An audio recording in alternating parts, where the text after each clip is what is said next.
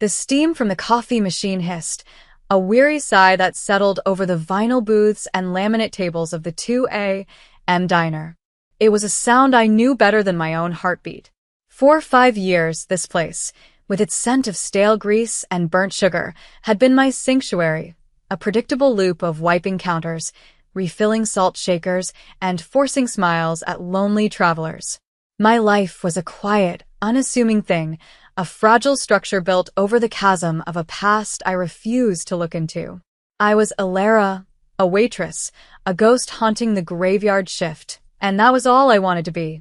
The small, silver locket tucked beneath the collar of my light blue dress was the only part of me that felt real.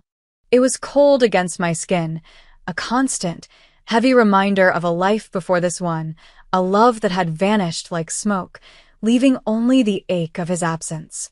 His face was etched inside, a young man with eyes so kind they could make wildflowers grow on barren land. I traced its outline through the thin fabric of my uniform, a secret ritual that both soothed and tore at the delicate scar tissue around my heart. Then, the bell above the door chimed, a sharp, intrusive sound that cut through the low hum of the fluorescent lights. They walked in, and the world tilted. There were 3 of them, all Korean, dressed in suits so black and impeccably tailored they seemed to absorb the light around them. They moved with a synchronized, predatory grace that didn't belong in a place like this. The air crackled, the temperature dropping as if they'd brought a pocket of winter in with them. My few customers, a trucker hunched over his pie, a pair of college students cramming for exams, fell silent, their forks frozen midair. The man in the lead was different. He was younger, perhaps 31, with a face that was a contradiction of harsh angles and unsettling beauty. His hair was dark, his eyes sharp and intelligent, holding a deep, ancient stillness that was profoundly unnerving. He didn't look at the menu. He looked at me. Every instinct screamed at me to run, to hide, to become invisible. But I was a waitress. So, I grabbed my notepad, smoothed my white apron, and walked toward them, my shoes sticking slightly to the linoleum floor. My heart hammered against my ribs, a frantic bird trapped in a cage. "What can I get for you?" I asked, my voice a thin, reedy thing I barely recognized. The leader simply stared, his gaze so intense it felt like a physical weight. He gestured to the empty table, a silent command. As I leaned over to place their glasses of water, my hands trembling, the chain of my locket snagged on the corner of the table. It snapped. The small silver heart clattered onto the floor, skittering to a stop right by his polished leather shoe. Before I could even react, he bent down, his movements fluid and precise, and picked it up. He didn't hand it back. He simply held it in his palm, his thumb brushing over the engraving. Then, with a slow, deliberate motion, he pressed the clasp. It sprang open. He stared at the tiny photograph inside, and the stoic mask on his face shattered, replaced by a storm of disbelief, shock, and a pain so raw it sucked the air from my lungs. He looked up at me, his dark eyes boring into mine, and his voice was a low, dangerous whisper that ripped through the diner's silence. "That's my brother's face." The words hung in the air, heavy and impossible.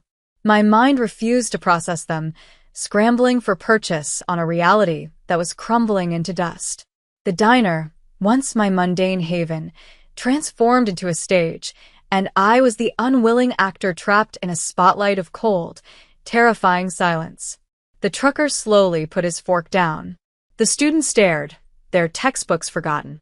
My boss, Manny, peeked out from the kitchen, his face pale. My breath hitched, a strangled little sound in the cavernous quiet.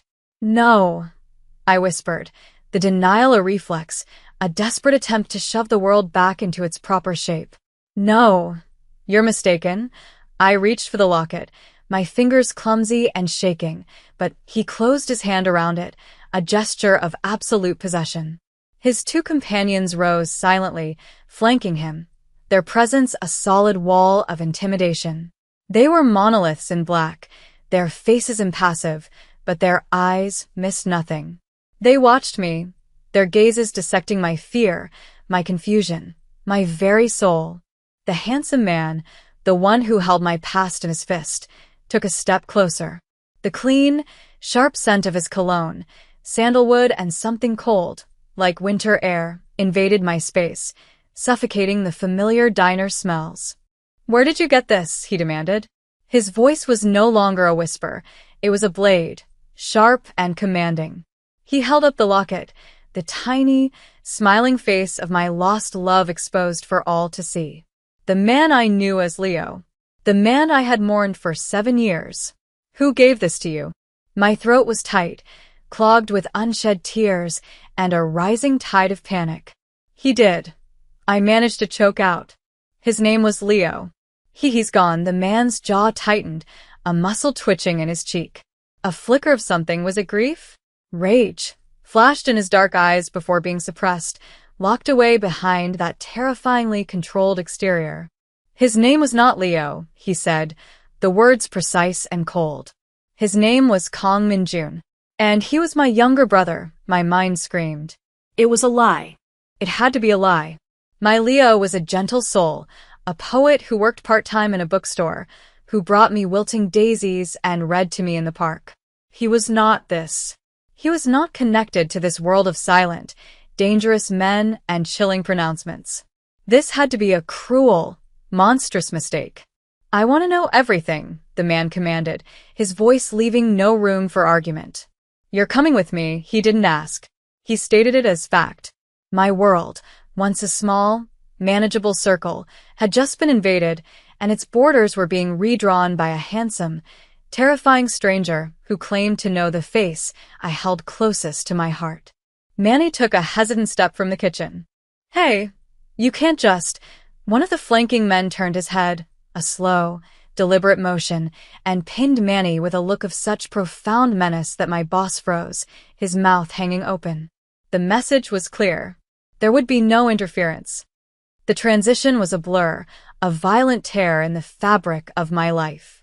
One moment, I was standing on the sticky linoleum of the diner. The next, I was being guided out into the pre-dawn chill, a firm hand on my elbow, not brutal, but unyieldingly insistent. The cold night air was a shock to my lungs, a stark contrast to the stuffy warmth of my workplace. A sleek black sedan, so out of place on this forgotten street, waited at the curb like a patient predator, its engine a low, throaty purr. One of the silent men opened the rear door, and I was ushered inside. The door closed with a soft, expensive thud that sounded like a vault ceiling shut. The interior was a world away from everything I knew. The scent of rich leather and that cold, clean cologne filled the small space. There were no worn vinyl seats, no lingering smell of fries, only the sterile, intimidating perfection of wealth and power. I sat rigidly on the plush seat, my light blue waitress dress a pathetic splash of color in the monochrome darkness. The man, the Korean Mafia boss, my mind supplied with a hysterical giggle, slid in beside me. He didn't look at me. He stared straight ahead, the silver locket still clutched in his hand. The car pulled away from the curb, and I watched my diner, my small, safe world, shrink in the rearview mirror until it was just another light in the sleeping city. A sob caught in my throat. I was a captive. My mind raced, frantically trying to piece together the fragments of this nightmare. Mignon. A brother. It was impossible. The Leo the first knew was an orphan, or so he'd told me. He spoke of a lonely childhood, of finding solace in books and art. We met at the library where I used to study, a chance encounter that felt like fate. He was all soft smiles and quiet laughter. We built a small, perfect world for two, a world of whispered secrets and shared dreams, a world he had shattered when he disappeared without a word 7 years ago. The police had called it a likely runaway case. There was no note, no struggle, no body. He simply ceased to be. I clutched my hands in my lap, my knuckles white. How could the gentle boy who patched up a bird's broken wing be the brother of this cold, dangerous man? My gaze slid to the man beside me. In the intermittent glow of the streetlights, his profile was like something carved from marble, flawless, severe, and utterly unreadable. He held himself with an unnerving stillness, a coiled tension beneath the surface of his calm. He was beautiful, in a way that felt dangerous, like a perfectly forged weapon. We drove in absolute silence for what felt like an eternity, the city's neon signs painting fleeting, distorted colors across his impassive face. We ascended, climbing the spiraling roads of the city's most affluent district, leaving the grit and grime of my life far below. The car finally glided to a stop in a pristine, underground garage. The destination was a skyscraper that pierced the clouds, a gleaming needle of glass and steel. This was his world.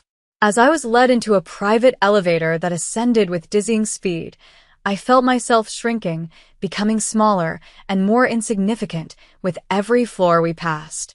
The doors opened directly into a penthouse apartment. The first thing I saw was the view. The entire city spread out below us like a carpet of glittering jewels. The door clicked shut behind me, the sound echoing in the cavernous, silent space. It was the sound of my old life ending.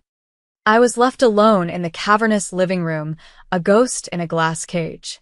The man, Jae-wook, I heard one of his subordinates call him, had disappeared down a hallway without a word, leaving me to marinate in my terror.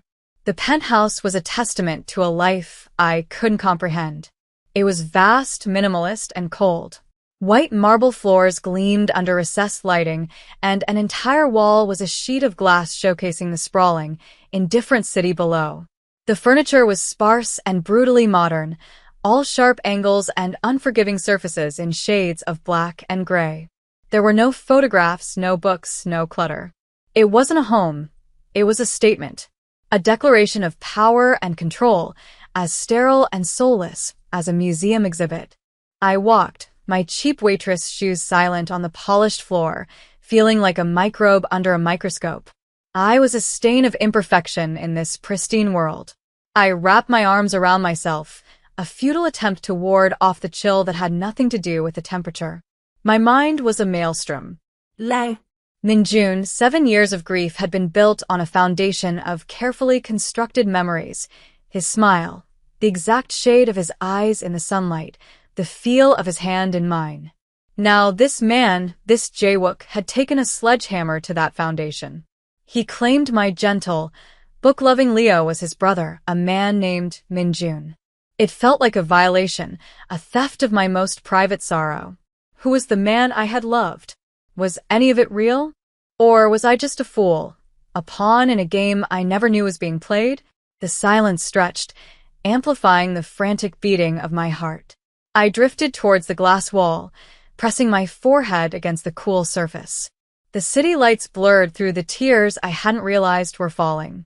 The wound of his disappearance, which had scabbed over into a dull, chronic ache, was torn open and bleeding anew. Footsteps echoed behind me. I turned, my body tense. Jae-wook stood there, watching me. He had removed his suit jacket, and the stark white of his shirt seemed almost luminous in the dim light. He held a small, leather-bound photograph frame. He didn't speak, just walked toward me and held it out. My eyes locked onto the picture. It was a candid shot of 2 young men, teenagers, laughing on a boat. One was clearly a younger Jae-wook. The other was Leo. My Leo. His hair was shorter, his face younger, but the eyes, the smile, it was him.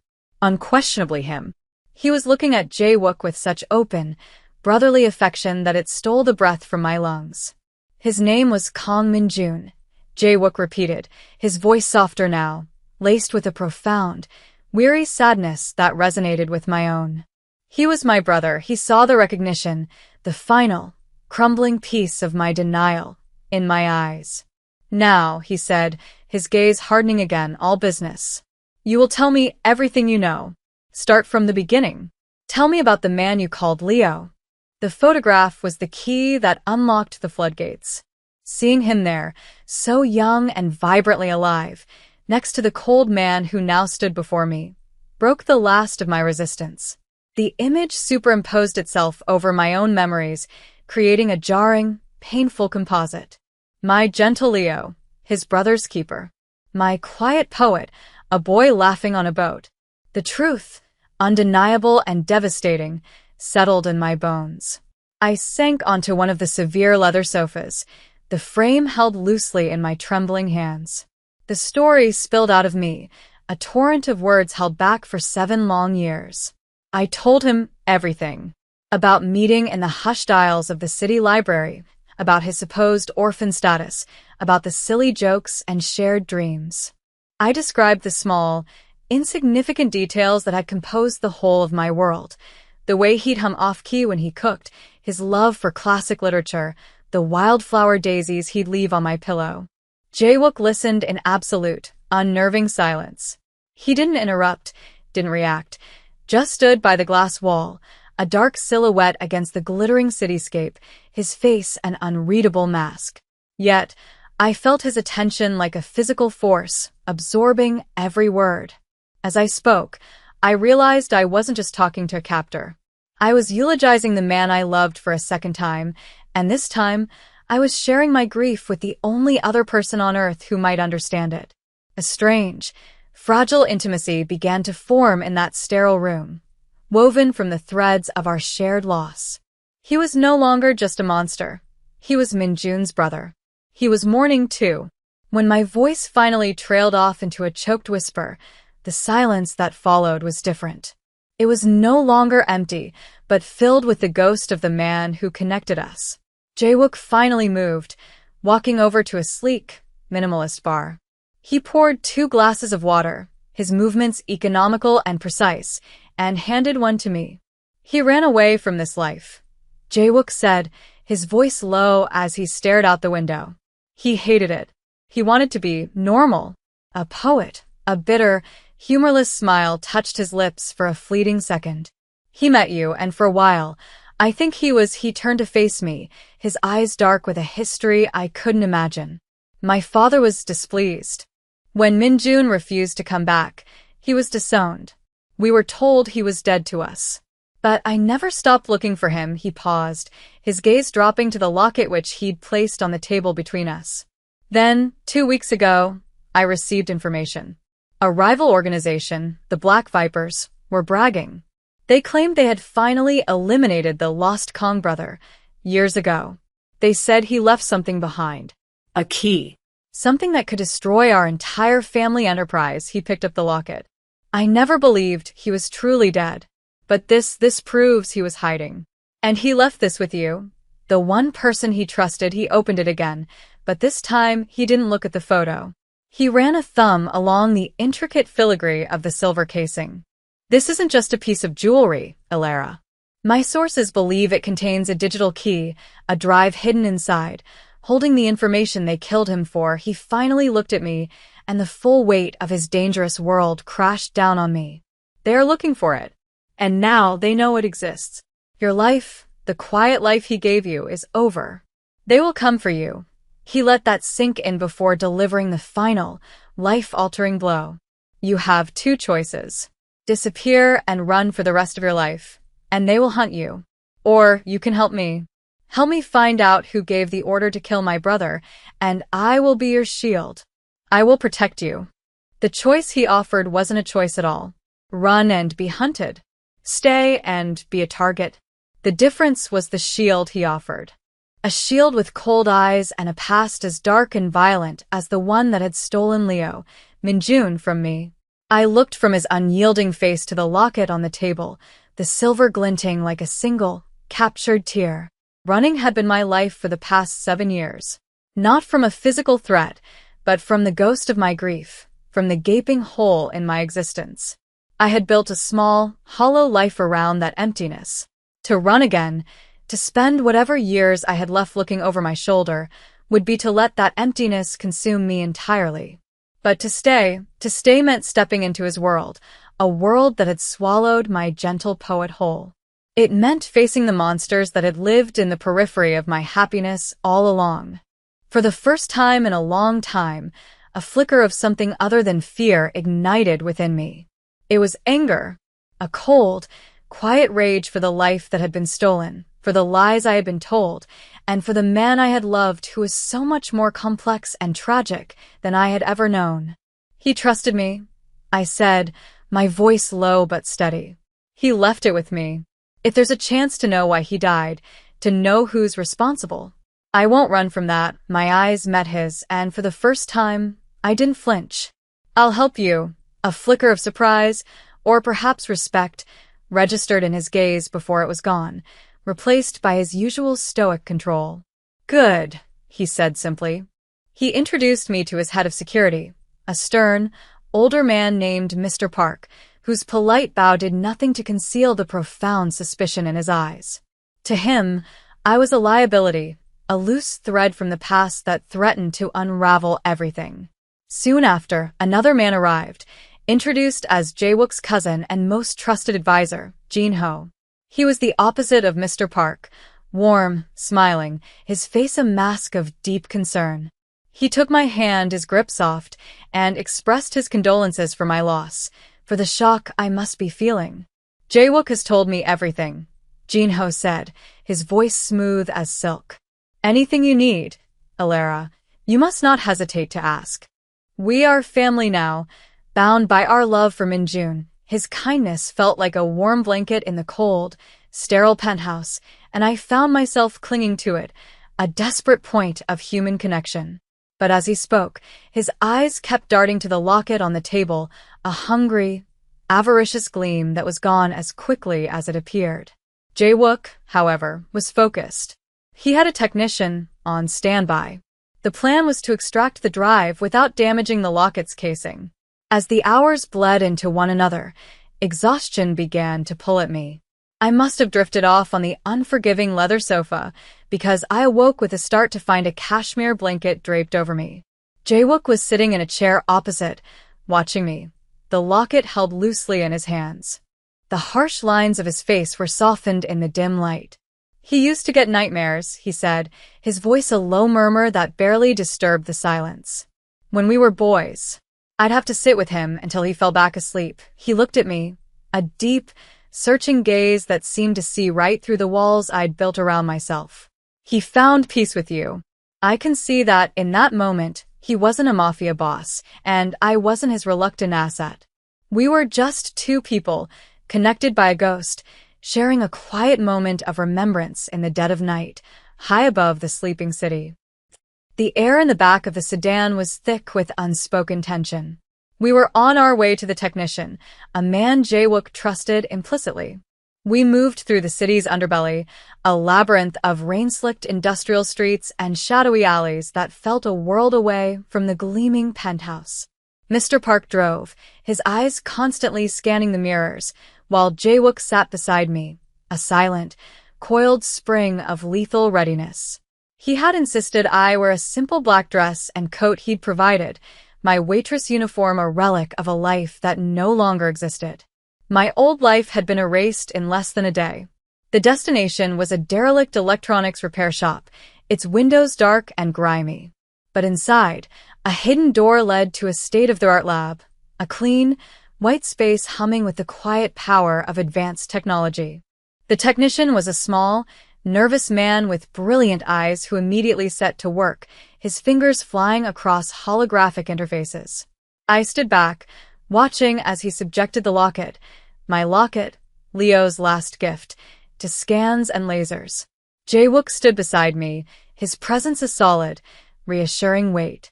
It's shielded with a military-grade encryption, the technician muttered, sweat beading on his brow. And a biological lock. It needs a password, a vocal command. Before the casing will even open, before he could elaborate, the world exploded. The reinforced glass of the workshop shattered inwards in a spray of deadly shards. The roar was deafening. Instinct took over. Jae-wook tackled me, his body a hard shield over mine, as we hit the floor. The air filled with a sharp, acrid smell of cordite and the percussive blasts of gunfire. Men in black tactical gear swarmed in through the shattered windows, their weapons sweeping the room. This was it. The Black Vipers. They had found us. My heart hammered against my ribs, a frantic, wild thing trying to escape. I was going to die here, in this hidden room, over a secret I didn't even understand. But as Jae-wook moved, pulling his own weapon with a terrifying, fluid grace, a strange clarity cut through my fear.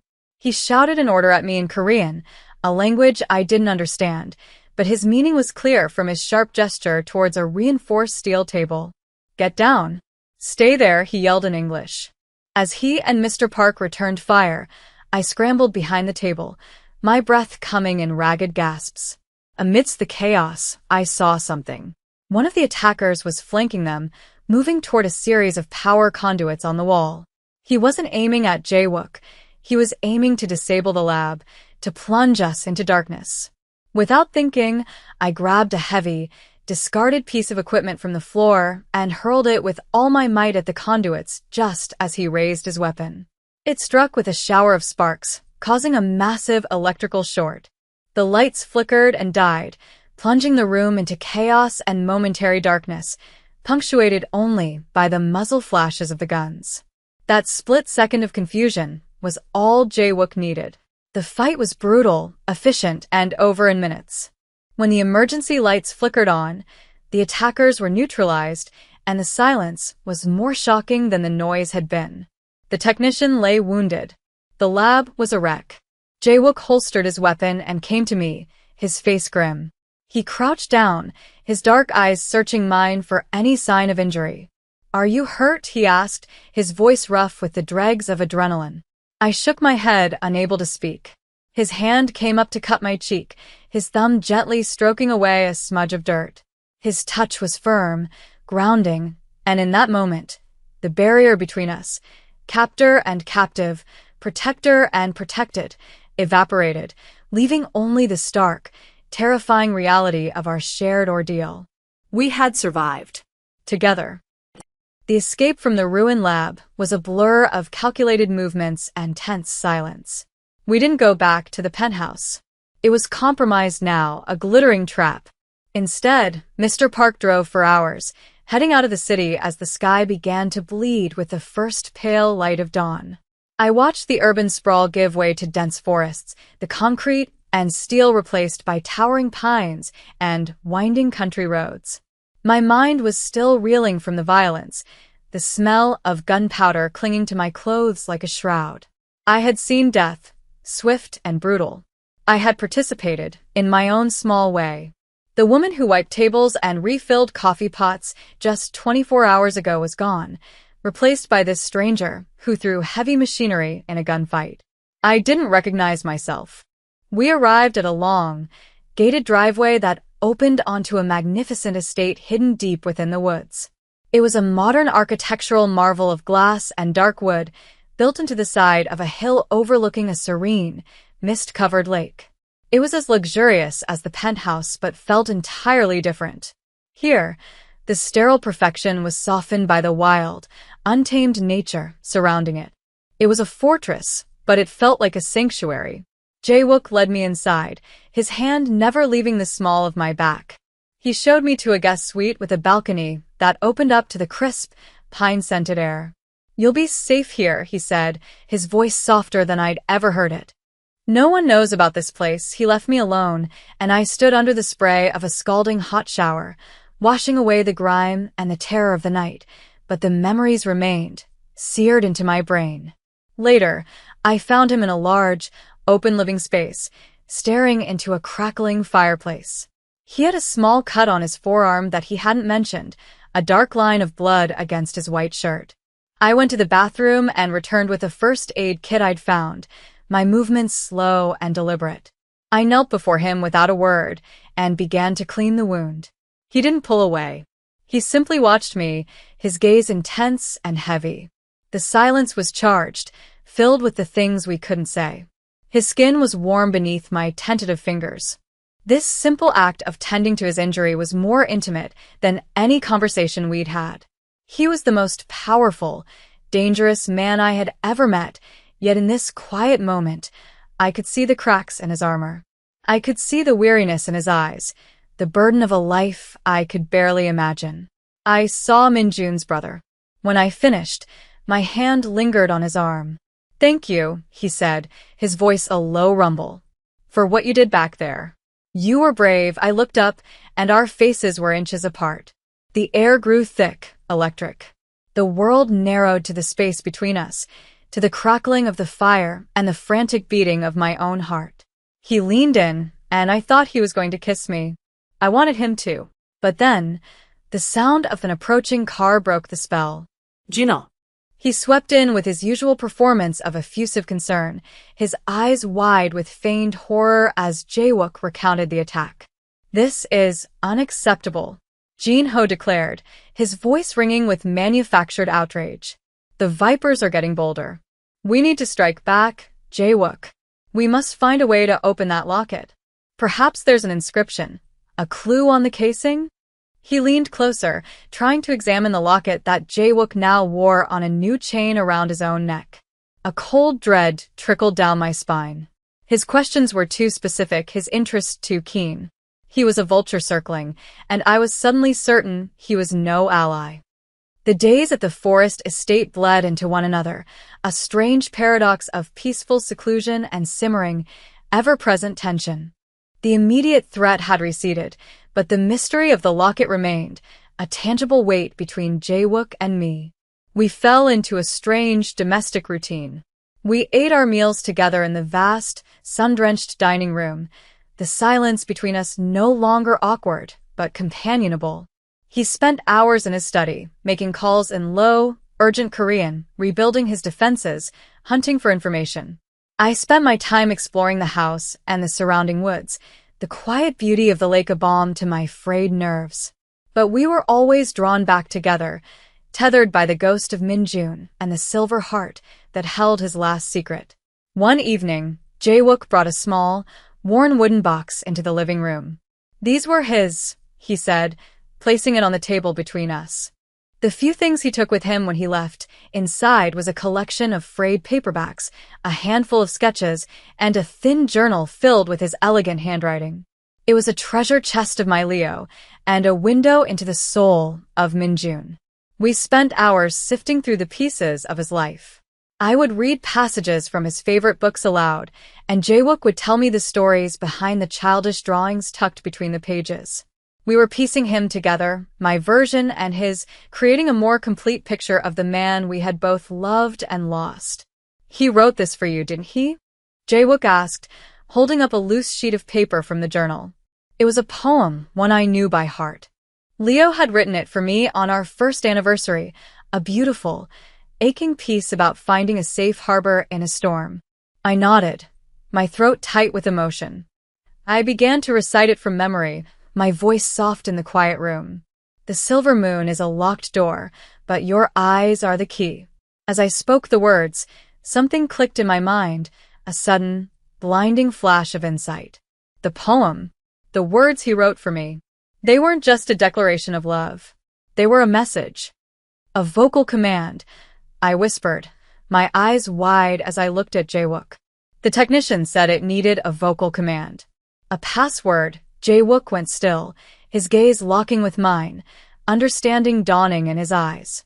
He carefully removed the locket from his neck and placed it on the table. My heart pounded in my chest. It felt as if Min-jun himself were in the room with us, guiding us.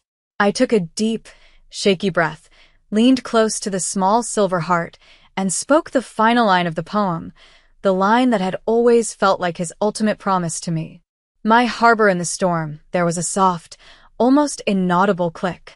A nearly invisible seam appeared on the side of the locket, and it split open, not revealing the photo, but a tiny, hidden compartment. Inside, nestled in a bed of velvet, was a minuscule data chip. We had found it. We had unlocked his secret. The triumph was exhilarating, a shared victory that pulsed between us. But as Jae-wook carefully removed the chip and inserted it into a secure laptop, the atmosphere shifted. The data loaded, and the screen filled with encrypted files. It took him less than a minute to break the first layer of encryption. Ledgers, bank transfers, shipping manifests, and then a video file. He clicked it. The grainy footage showed a clandestine meeting. The head of the Black Vipers was there, but he was taking orders from someone else. The camera zoomed in on the second man's face. Gina. My blood ran cold. The video had no sound, but the betrayal was plain to see. A final text file contained Min-jun's last words, a report he never got to send. Jin-ho is working with the Vipers. He's been selling our secrets for years. He wants to take over. He found out about me. He's coming. I'm leaving this key with the only person I trust. Alara. Protect her. The truth was a brutal, physical blow. Jinho hadn't just betrayed Jaewook, he had orchestrated his own cousin's murder. Jaewook stared at the screen, his face a mask of stone, but I could see the tremor in his hands, the utter devastation in his eyes. Before either of us could react, Mr. Park burst into the room, his face grim. Sir, we have incoming vehicles. They breached the outer perimeter. It's Jinho, the trap had been sprung. We weren't in a sanctuary. We were in a cage. The world narrowed to the sound of tires crunching on the gravel driveway and the frantic beating of my own heart. Jaewook moved with chilling speed, the shock of betrayal instantly replaced by the cold focus of a commander. Park, get the car. The tunnel exit. Alara with me, he commanded, his voice a low, urgent growl. He grabbed my arm, pulling me from the living room as the first sounds of shattering glass echoed from the front of the house. Jinho hadn't come for a negotiation. He'd come for a slaughter. Jaewook shoved a small, heavy pistol into my hands. You remember what I showed you? He asked, his dark eyes boring into mine. He had insisted on teaching me the basics of how to handle a weapon during our quiet days, a grim lesson I had prayed I would never need. I nodded, my hands shaking as I gripped the cold metal. Point and pull the trigger. Don't hesitate. We raced through the pristine corridors of the estate, now a battlefield. The clean, minimalist lines were punctuated by the chaos of gunfire. Men loyal to Jinho were swarming the property. I saw Mr. Park engaging two of them near the garage, a fierce, loyal lion defending his territory. Jaewook led me toward a hidden panel in the library wall, a secret passage he designed as a final failsafe. But as he reached for it, Jinho appeared at the end of the hall, a cruel, triumphant smile on his face. Leaving so soon, cousin, he called out, his voice dripping with venom. And taking my little key with you? He had two men with him, their weapons aimed directly at us. We were trapped. You killed him, Jaewook said, his voice deceptively calm, a coiled snake ready to strike. Your own blood, Jinho laughed, a hollow, ugly sound. He was weak. A sentimental fool who would have run our empire into the ground with his poetry and his morality. Just like you, Jaewook. You let this waitress soften you, he spat the word waitress, like it was a curse. Give me the drive, and I'll let her live, it was a lie. We all knew it. In that split second, as Jaewook tensed beside me, I knew what I had to do. I wasn't the trembling girl from the diner anymore. I wasn't a passive observer. This was my fight, too. Minjun had trusted me. I looked at the large, ornate globe standing on a pedestal near the doorway. An impulse, born of adrenaline and a desperate will to live, took over. I raised the pistol, not at Jinho, but at the globe's metal base and fired. The sound was deafening in the enclosed space. The bullet ricocheted, and the heavy globe, its balance thrown, toppled over with a tremendous crash, right into the path of Jinho's men. It was the diversion Jaewook needed.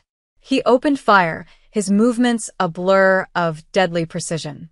The hallway erupted into a storm of violence. I scrambled behind a large desk as bullets tore through the air. And then, silence. When I dared to look, Jinho's men were down. But Jinho himself was gone. He had retreated. The sound of sirens wailed in the distance, growing closer. Mr. Park must have called for backup. Jaewook came to me, pulling me to my feet.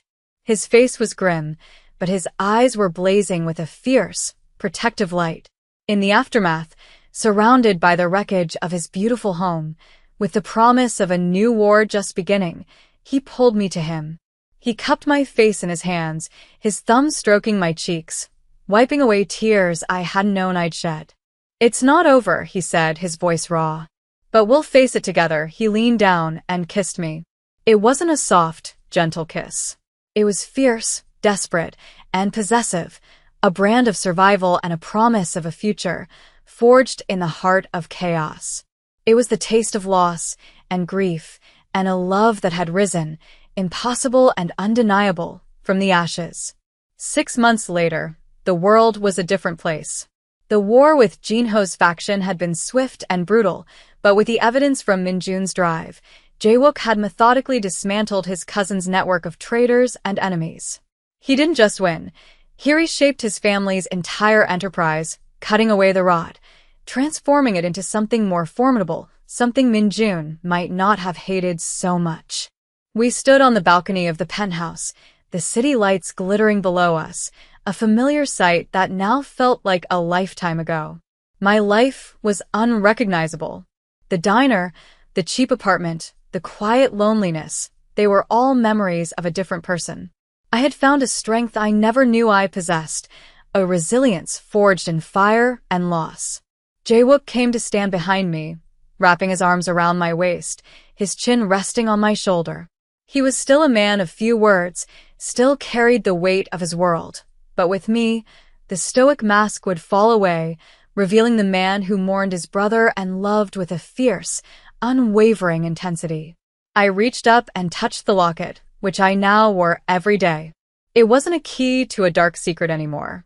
It was a memorial, a reminder of the gentle poet who had unknowingly led me to this new, extraordinary life, and to this complex, dangerous man who had become my harbor in the storm. Our past was defined by tragedy, but our future, the one we were building together, was a testament to hope, a love story written in the language of survival.